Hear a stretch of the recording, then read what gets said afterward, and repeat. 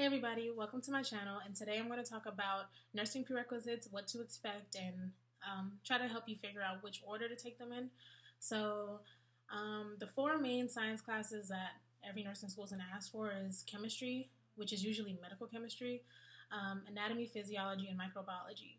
Now some schools may also ask for pharmacology, pathophysiology, genetics, general biology, and possibly other classes, other science classes. So I've applied to schools that ask for a variety of the extra science classes, but you're always going to get the main four that I listed already. And then a lot of schools will ask for non-science classes too, which will be statistics, English, sociology, psychology, abnormal psychology, and stuff like that. So you could either get just all science prerequisites, or you could either get both science and non-science prerequisites. So the the order that I took it was chemistry first. It was medical chemistry, and then I took anatomy next, which was a big jump. I definitely wouldn't recommend anyone to do it in that order unless you're like really really good at science. And then now I'm taking physiology and microbiology in the same semester, which isn't bad at all for me, at least, because I have really good teachers. But yeah, so I'm taking that. I took it in that order, and also took in spring. I took pharmacology as well, and then another biology course. So that's the order that I took it. I think that the class that I struggled with the most was definitely medical chemistry, mainly because I didn't take chemistry in high school. In my high school, we had like different pathways. Like there was science, and then there was like art, and then like environmental studies, and then like technology and stuff, and like audio production and stuff. And I was in that pathway: audio production, technology, graphic design, and stuff like that. So I never had to take any science classes in high school, besides obviously biology and stuff, and just like general stuff. But I never took chemistry or physics or any of that stuff. So it was definitely a struggle for me taking it in college, especially jumping into medical chemistry. And it definitely took me a couple tries before I actually passed the class with a good grade. Like the first two times I dropped the class, but yeah, eventually I passed the class with a good grade. And so yeah, that was a struggle. That class, chemistry is just a whole nother world. And while it's tough, I definitely suggest taking it first, because all the other prerequisites, they're going to have just a bit of chemistry in it as well. So it's good to take it first so you know it. And just try to get through that. And yeah, that was the worst class I ever took in my life. But yeah, so I definitely advise taking it first, because I think that it's the most complex. Like my class had general chemistry, biochemistry, and organic chemistry all in one. So that was kind of, especially like since I had never taken chemistry, that was like, oh my God. But yeah, so I would definitely suggest taking that first. Then I would suggest taking microbiology next. And I say this because usually microbiology, anatomy, and physiology have prerequisites anyway. And usually the prerequisites are chemistry or biology or whatever. So I would definitely suggest taking it chemistry first and then microbiology. Now, microbiology is not bad. It's just like your typical biology course. It just involves a little chemistry, and it also like the chemistry math. And it also, but it's mostly about like bacteria and stuff, and you're using microscopes and all that stuff. So I definitely say take that next after chemistry. The next one I would say is the next one I would tell you to take is anatomy. And anatomy is it's a lot of memorization, a lot of memorization. And I would also honestly suggest watching videos and going over everything, like the body and organs and the brain and everything, before you even take the class, so that you have an easier chance of keeping up with everything. But it's a lot of memorization. The lab class was crazy, especially lab exams and stuff. It was ridiculous, but I still got A in that class. So yeah, and that was so definitely take anatomy next. And the last one I would say is take physiology, because anatomy is just like naming the body parts, like like all that stuff, naming the bones and organs and stuff. But a physiology is about how they work and how they move and how they do all that stuff. So it's definitely best to take that one last, so that you know Like if you take anatomy first, you'll know all the parts, and then take physiology will be easier for you because you know the parts, and then now you can learn how they move and how they function and stuff. So that's the order I would tell you to take it. Pharmacology, I took that in spring. I got a really good grade in that too, and yeah, it wasn't bad for me. Like it was really interesting. I really liked the class.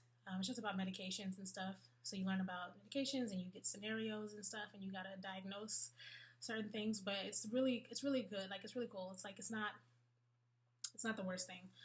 And yeah, unfortunately, I did not get to take pathophysiology because I had to take it at another school, but I had to send my transcripts to that school, and I had to make a petition so I could take it. So it was taking forever, not only for my transcripts to send to that school, but for the school to look over my petition and enter my transcripts in the system in time. So by the time they finally did that, the semester had already started.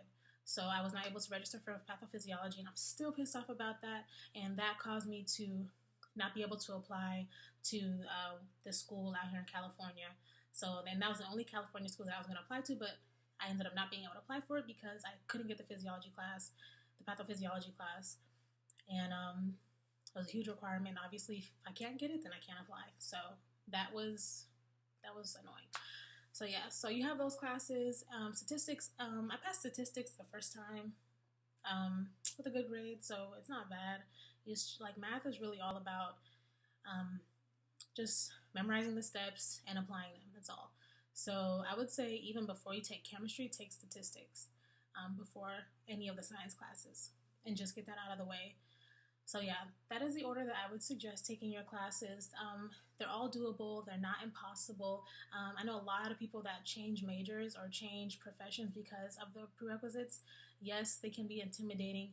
Yes, they can be really tough, but you just have to know your strengths and know what order to take them in, and definitely, stay in contact with your teacher, go to office hours, go to tutoring, do all that stuff because you're really going to need it. So yeah, do not feel intimidated or feel like you have to change your major or profession because of the prerequisites. I took chemistry literally 4 times before I passed it with a good grade. So definitely do not be discouraged. It's not easy for anybody. And just stick with your goals. Don't be afraid to take the science classes. I know a lot of people that avoid the science classes for a really long time, and it's really not productive that way. You just have to jump in, and you really just have to put your all in it and try your best to just take one at a time if you're not strong in science. So yeah, it's not bad. And make sure that and speech is another non-science prerequisite, speech. And depending on the school, that could be public speaking or that could be interpersonal speech. I took both because some schools wanted either or. But yeah, make sure you know what each school wants. Make sure you have the right classes. Make sure you get in contact with the schools and make sure that the class is eligible for their program before you take it, so you don't waste your time. And also, schools require that your classes be no more than 4 to 5 years old, depending on the school. So if you've taken classes years and years ago, definitely take them again so that you don't have to go through the hassle of them telling you like, oh, your class is, too old, you have to take it again now. So yeah, so it's not bad. Stay strong, you guys. It's really competitive. I know it's not easy, but I would advise everyone to always shoot for A's, of course, but please make sure you get A's. No lower than B minuses in your sciences, because you have to remember there's a million people applying for these programs, and you're always competing with people that have 4.0, 3.7, 3.5. You're always competing with people that didn't have to repeat classes. You're always competing with people that already completed their classes while you're still in progress with them. So you have to really make yourself competitive in these programs. I wish I could say that the classes and grades don't matter, but they 100% matter, So get A's and B's at the lowest, a B minus, but really make sure that you're getting A's in your classes because competition is really tough, and all of these schools go by a point system. So A's will get you the maximum points, and B's can sometimes drastically give you lower points. And then also, a lot of these programs do not accept students that have C's in their prerequisites. So you have to keep that in mind. a lot of them do not accept students that have C's. So they don't even let you apply.